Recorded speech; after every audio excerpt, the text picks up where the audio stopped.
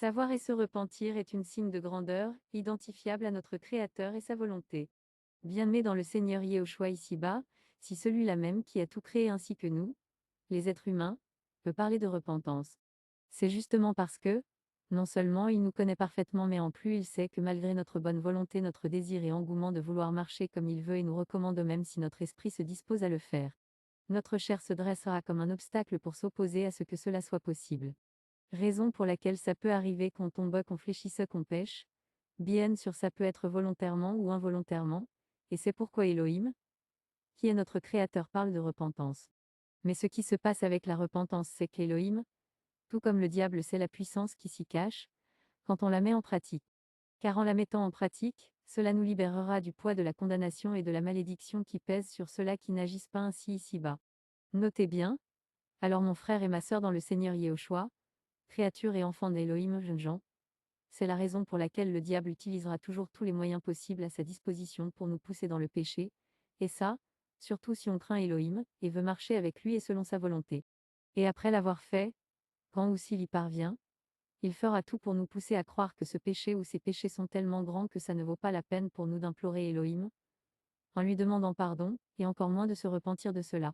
Et c'est aussi pourquoi le plus souvent, c'est plus dur de se repentir et abandonner un péché, que de pécher. Et comme ce Dieu créateur, par amour, nous permet de vivre 2 Pierre 3 verset 9, parce qu'il veut notre bien, veut qu'on se repent, afin de sauver notre vie et notre âme. Plusieurs d'entre nous se laissent tromper par les ruses du diable qui les poussent à croire que tout va bien, Elohim ne punit pas, on peut continuer dans cette voie.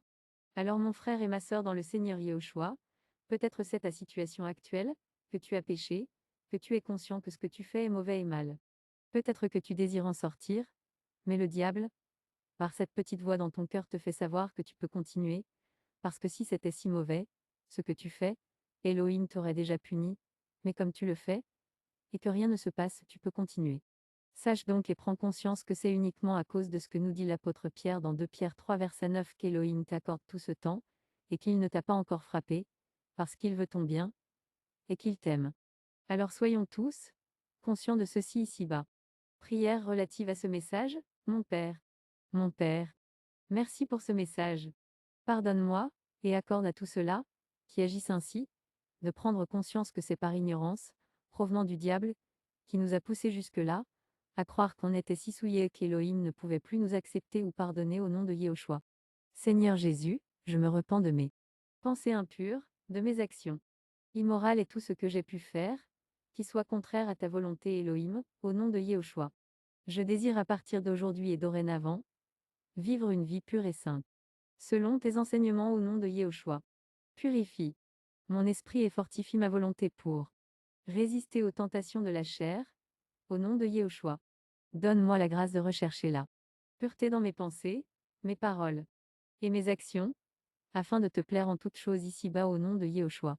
Merci de m'avoir écouté et exaucé au nom suprême de Yahushua Mashiach. Amen.